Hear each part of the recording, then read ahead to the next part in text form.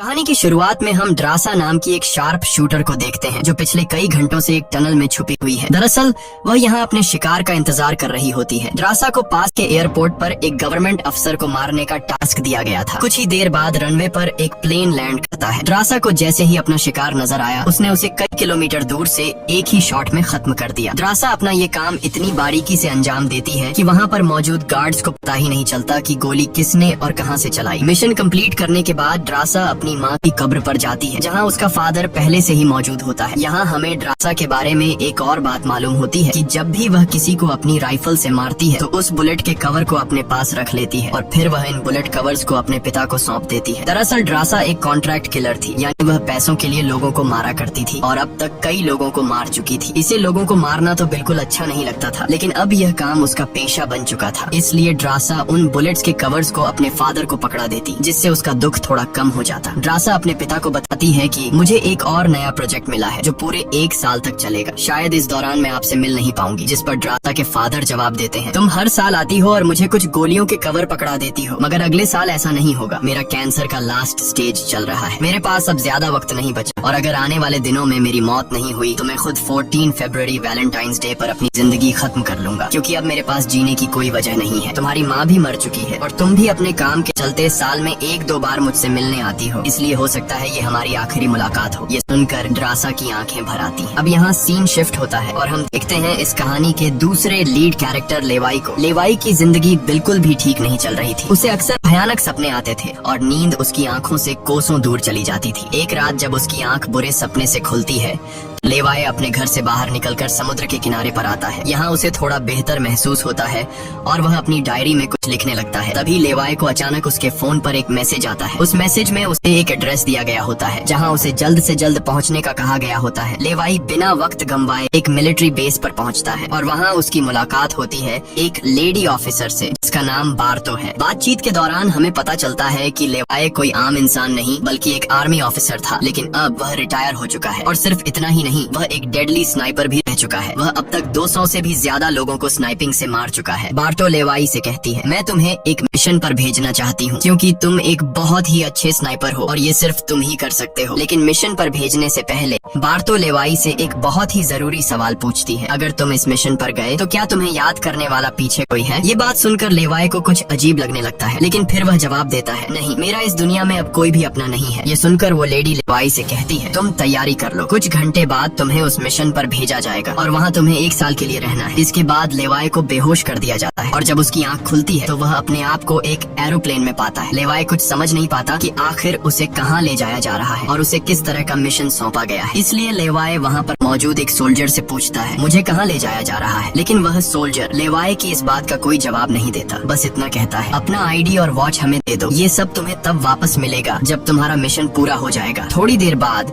वो सोल्जर उसे बताता है, अब तुम्हारा प्लेन से उतरने का वक्त आ चुका है। कुछ ही मिनटों में हम नो फ्लाइंग जोन एरिया में एंटर करने वाले हैं। यहाँ से आगे जाने की हमें परमिशन नहीं है। बस वह सिर्फ इतना बताता है कि नीचे उतरने के बाद तुम्हें अकेले 32 किलोमीटर नॉर्थ की तरफ पैदल जाना होगा, तब तुम अपनी मिशन वाली जगह पर पहुँच जाओगे। लेकिन लेवाई के दिमाग में अब भी एक ही बात चल रही थी। वो फिर से उस सोल्जर से पूछता है, आखिर हम जा कहाँ रहे हैं? इस पर सोल्जर जवाब देता है, मुझे इस सवाल का जवाब देने का परमिशन नहीं है। मेरी वर्दी में एक माइक्रोफोन लगा हुआ है। अगर मैंने तुम्हें इस जगह के बारे में बताया तो मुझे नौकरी से निकाला जा सकता है या फिर मारा भी जा सकता है। ये बात सुनकर लेवाई के गले में सांसें अटक जाती हैं। इसके बाद उसे एक पैराशूट दिया जाता है और प्लेन का दरवाजा खुलते ही लेवाई कूद जाता है और सेफली लैंडिंग करता है। लेकिन असली गेम तो अब शुरू होता है। 32 किलोमीटर की दूरी उसे पैदल तय करनी थी। लेवाई को पैदल चलते चलते 2 दिन बीत जाते हैं और 2 दिनों का लंबा सफर तय करने के बाद फाइनली वो उस जगह पर पहुंच जाता है। वो देखता है कि ये एक बहुत ही सुनसान इलाका है जहां इंसान तो दूर बल्कि उससे परिंदे भी नहीं दिखाई देते। तभी उसकी मुलाकात जेडी नाम के एक आदमी से होती है। जेडी 1 साल तक यहाँ मिशन पर था, अब उसकी ड्यूटी खत्म हो चुकी है, इसलिए अब लेवाई उसकी जगह संभालेगा। जेडी लेवाई को एक वॉच टावर की तरफ ले जाता है। टावर के टॉप पर पहुँचने के बाद लेवाई को अब भी समझ नहीं आ रहा था कि उसे यहाँ क्या काम करना है। यही सवाल जब वो जेडी से पूछता है तो जेडी जवाब देता है, यहाँ एक बहुत ही गहरी खाई है जिसे गॉर्ज नाम दिया गया है। ये एक बहुत ही मिस्टीरियस और गहरी खाई है जिसके बॉटम तक आज तक कोई भी नहीं पहुंच पाया। तुम्हारा काम बहुत ही सिंपल है, तुम्हें इस खाई की पहरेदारी करनी है। इसके बाद वो लेवाई को यहाँ के स्ट्रिक्ट रूल्स बताता है। वह कहता है तुम यहाँ से बाहर महीने में एक ही बार हेडक्वार्टर फोन कर सकते हो, चाहे कुछ भी हो जाए। तुम बाहर की दुनिया से जुड़ने की उम्मीद मत रखना। ये टावर, जिसे हम वेस्ट टावर कहते हैं, इसके ठीक सामने ईस्ट टावर है, वह रशिया का है। वहाँ भी एक गार्ड अपनी ड्यूटी निभा रहा है, लेकिन तुम दोनों के बीच कोई भी कांटेक्ट अलाउ नहीं है। तुम्हें सिर्फ अपनी ड्यूटी पर ध्यान देना है और हाँ, आने वाले खतरे के लिए हर वक्त तैयार रहना, क्योंकि यहाँ तुम पर किसी भी वक्त हमला किया जा सकता है। यहाँ ऑटोमेटिक गन्स और नीचे ढेर सारे लैंड माइन्स लगाए हुए हैं। अगर ऑटोमेटिक गन्स में गोलियां खत्म हो जाए तो उसे हमेशा रिलोड रखना, क्योंकि हमले के दौरान ऑटोमेटिक गन्स तुम्हारी बहुत काम आएगी। और आखिरी बात, अगर तुम्हें कभी भी यहाँ तेज सायरन की आवाज सुनाई देने लगे तो तुम बिना सोचे समझे यहाँ से भाग जाना। जेडी कहता है मुझे भी नहीं पता कि ऐसा क्यों बोला गया है, लेकिन मुझे जो पिछले ड्यूटी वर्कर ने बताया था वही मैं तुम्हें बता रहा हूँ। लेवाई उसकी सारी बातें अच्छी तरह से सुन लेता है, पर उसका सवाल एक ही था। वह पूछता है आखिर यहाँ ऐसा क्या है जिसके लिए इतनी स्ट्रिक्ट सिक्योरिटी लगाई गई है। तभी जेडी एक ग्रेनेड निकालता है और इस ग्रेनेड को उस गहरी खाई में फेंक देता है। ग्रेनेड जैसे ही खाई की गहराइयों में धमाका करता है, वहाँ से एक अजीब भयानक आवाज गूंजने लगती है। वो आवाज किसी इंसान की बिल्कुल भी नहीं थी, वो किसी ऐसी चीज की थी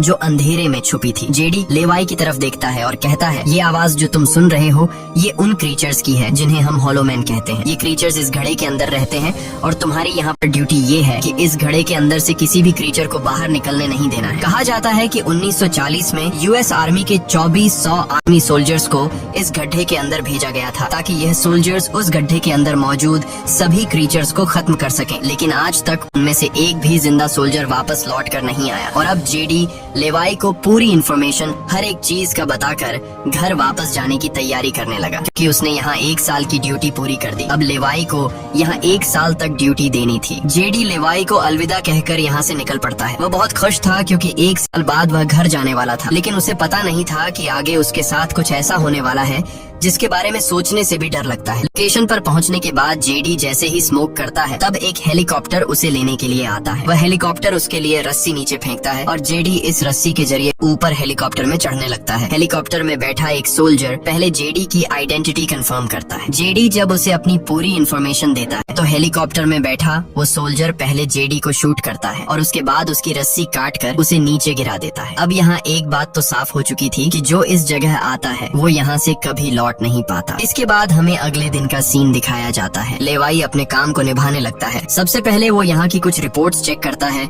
और जिन ऑटोमेटिक गन्स में गोलियां खत्म होती हैं उन्हें रीलोड करता है। इसी तरह से दिन गुजरते हैं और फिर 1 महीना। अब लेवाई को ये जगह बोरिंग फील होने लगी। वो सोचता है कि क्या 1 साल तक यहाँ बस अकेले ही रहना है, न किसी से बातचीत और न ही कोई एंटरटेनमेंट। इसीलिए टाइम पास करने के लिए वो अलमारी में रखी किताबें पढ़ने का सोचता है। जब वो अलमारी से किताबें निकालता है तो अचानक उसकी नजर अलमारी के पीछे की दीवार पर पड़ती है। उस दीवार पर कुछ नोट्स लिखे होते हैं। ये उन सभी लोगों के नोट्स थे जो इससे पहले इस टावर में अपनी ड्यूटी कर चुके थे। हर नोट में डर, अकेलापन और हॉलोमैन के खतरों का जिक्र था। एक दिन लेवाई को वेस्ट टावर से मशीन चलने की आवाज आती है। लेवाई जल्दी से अपने टेलीस्कोप से दूर से ईस्ट टावर को देखने की कोशिश करता है और तभी उसे एक लड़की दिखाई देती है और ये लड़की कोई और नहीं बल्कि ड्रासा होती है, जो कि उसकी अच्छी स्नाइपिंग की वजह से उसे इस टावर पर ड्यूटी दे दी गई थी। ड्रासा की खूबसूरती देखते ही लेवाई की नजरें उस पर जम जाती हैं, लेकिन लेवाई उससे बात नहीं कर पाता क्योंकि ऐसा करना रूल्स की खिलाफ वर्जी थी और ड्रासा को भी वेस्ट टावर में बैठे लेवाई के बारे में पता चल चुका था। अब इसी तरह से दिन गुजरते हैं और ये दोनों सोचते हैं कि क्या हमें एक दूसरे से बात करनी चाहिए या नहीं। कुछ दिन बाद ड्रासा का जन्मदिन आता है। अकेलेपन में घिरी हुई ड्रासा को लगता है कि उसे किसी से बात करनी चाहिए। वो लेवाई से बात करने की कोशिश करती है। ड्रासा एक व्हाइट बोर्ड के जरिए लेवाई से पूछती है तुम्हारा नाम क्या है। इस पर लेवाई को रूल्स याद आते हुए कहता है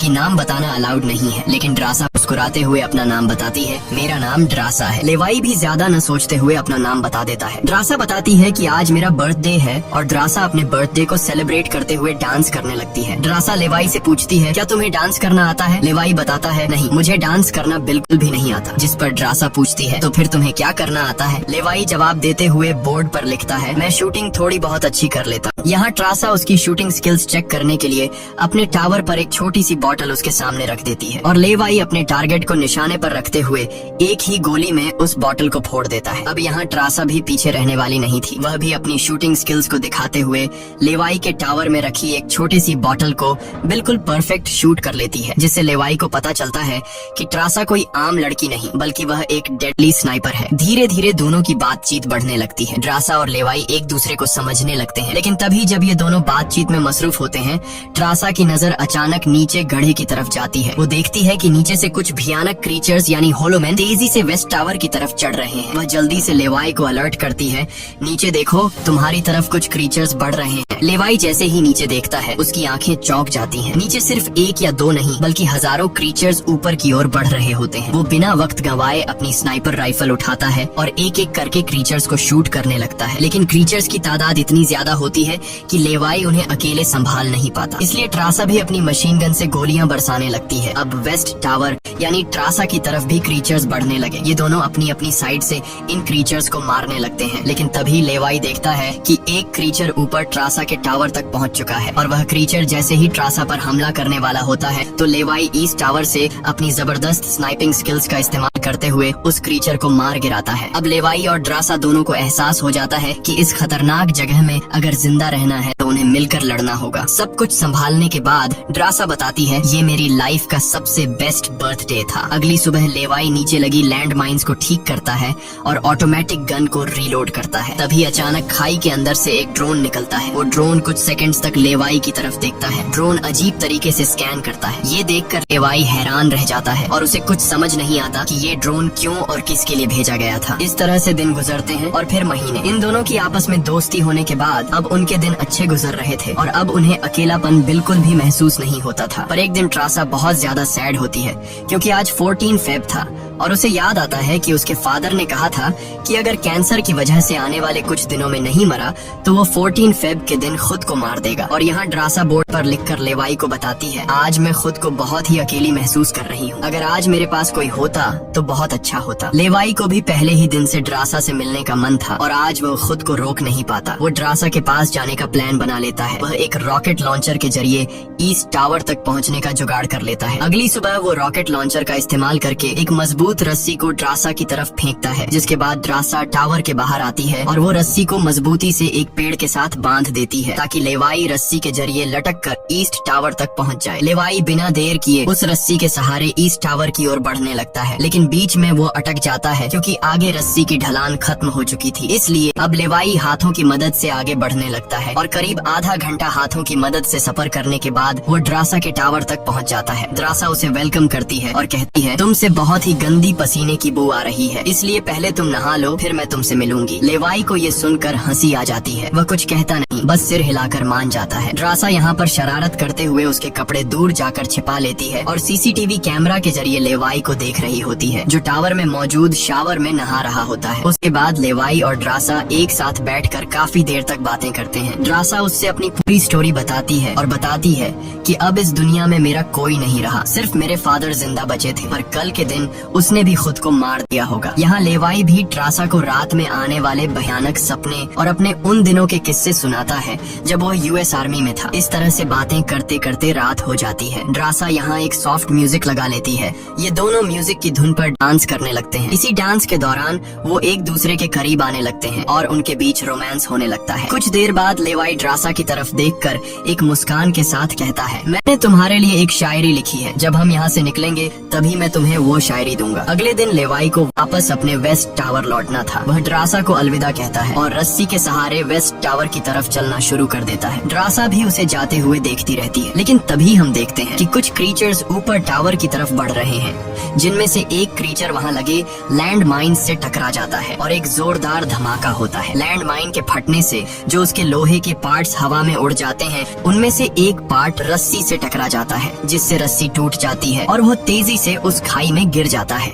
लेवाई को गिरते देखकर ट्रासा बिना सोचे समझे अपना पैराशूट उठाकर वह भी उस खाई में कूद जाती है। खाई की गहराई में गिरने के बाद ट्रासा पानी की तेज बहाव वाली नदी में बहने लगती है। वह किसी तरह करके नदी से बाहर निकलकर किनारे तक पहुंच जाती है। दूसरी तरफ लेवाई की किस्मत अच्छी होती है कि वो एक बड़े से पेड़ पर गिरकर लटक चुका था। इतनी ऊंचाई से गिरने के बाद उसे चोटें तो काफी सारी आ जाती हैं, पर उसकी जान बच जाती है। जैसे ही उसकी आंखें खुलती हैं, वो देखता है कि एक बड़ा कीड़ा उस पर हमला करने के लिए बढ़ रहा है। वो खुद को बचाने की कोशिश करता है, पर तभी पेड़ की लकड़ी टूट जाती है और लेवाई नीचे पेड़ की जड़ों पर गिर जाता है। नीचे गिरते ही पेड़ की जड़ों ने उसे अपनी गिरफ्त में लेने लगती है और लेवाई को जकड़ लेती है। उससे पहले कि ये जड़ें लेवाई को मार देती, वहाँ ट्रासा पहुँच जाती है। वो जल्दी से चाकू निकालकर इन जड़ों को काटने लग जाती है, जिससे लेवाई आजाद हो जाता है। इसके बाद लेवाई और ट्रासा चारों ओर देखने लगते हैं। हर तरफ सन्नाटा और डर का माहौल छाया होता है। तभी अचानक पेड़ों की आड़ से कुछ क्रीचर्स निकलकर उन पर हमला कर देते हैं। यहाँ उनके बीच एक बड़ी फाइट होने लगती है। लेवाई अपनी बंदूक संभालता है और पहली गोली सीधे एक क्रीचर के सर में मारता है। एक के बाद एक दोनों ने मिलकर दोनों क्रीचर्स को खत्म कर दिया। यहाँ लेवाई की नजर क्रीचर की डेड बॉडी पर पड़ती है। वह देखता है कि क्रीचर ने वही आर्मी वर्दी पहन रखी थी जो किसी जमाने में अमेरिकन सोल्जर्स की होती थी। ये देखकर लेवाई के रोंगटे खड़े हो जाते हैं। तभी उसे जेडी की वो बातें याद आती हैं, जब उन्होंने बताया था कि 1940 में 2400 सोल्जर्स के एक बड़े ग्रुप को इस खाई में भेजा गया था और वो सैनिक कभी वापस नहीं लौटे थे। उसके बाद लेवाई और ट्रासा एक अजीब भयानक सी जगह पर पहुंच जाते हैं। यहाँ का मंजर किसी बुरे सपने जैसा था। हर तरफ इंसानों के सड़े गले शरीर पड़े थे और सबसे अजीब बात यह थी कि इन शरीरों के अंदर से पेड़ पौधे उग आए थे। ऐसा लग रहा था जैसे कोई जानलेवा वायरस ने इस जगह को अपनी गिरफ्त में ले लिया हो। तभी अचानक पेड़ों के बीच से कुछ हलचल होती है। लेवाई और ट्रासा समझ जाते हैं कि क्रीचर्स एक बार फिर उनका पीछा कर रहे हैं। डर के मारे यह दोनों तेजी से भागने लगते हैं और एक टूटी फूटी चर्च में घुस जाते हैं। दरवाजा बंद करने के बाद सामने उन्हें एक अजीब सा नजारा दिखता है। हर तरफ इंसानों की लाशें पड़ी हुई थी। उनकी हालत देखकर ऐसा लग रहा था जैसे उन्होंने खुद अपनी जान ले ली हो ताकि इस वायरस से बच सकें। अचानक एक बड़ी मकड़ी ट्रासा के ऊपर कूद पड़ती है और ढेर सारी और भी मकड़ियाँ निकल आती हैं। ये मकड़ियाँ साइज में काफी बड़ी होती हैं। जैसे ही स्पाइडर उन पर हमला करता है, लेवाई और ट्रासा मिलकर उसे खत्म कर देते हैं। दूसरी तरफ चर्च का दरवाजा वो क्रीचर तोड़कर अंदर आ जाते हैं। लेवाई और ट्रासा अपनी जान बचाने के लिए उन पर फायरिंग शुरू कर देते हैं और जैसे तैसे करके उनसे अपनी जान छुड़ाकर चर्च से बाहर निकल आते हैं। तभी लेवाई की नजर सामने पहाड़ में बनी एक पुरानी सुरंग पर पड़ती है। वह दोनों फौरन उस सुरंग के अंदर घुस जाते हैं। अंदर जाकर उन्हें पता लगता है कि असल में यह एक पुरानी लैब है। यहाँ हर जगह टूटी फूटी कांच, मशीन्स और पुराने जंग लगे हुए कंटेनर्स पड़े थे। यहाँ लेवाई को एक पुराना डीवीडी कैसेट मिलता है। लेवाई डीवीडी को प्ले करता है और स्क्रीन पर एक लड़की नजर आती है। वह लड़की कहती है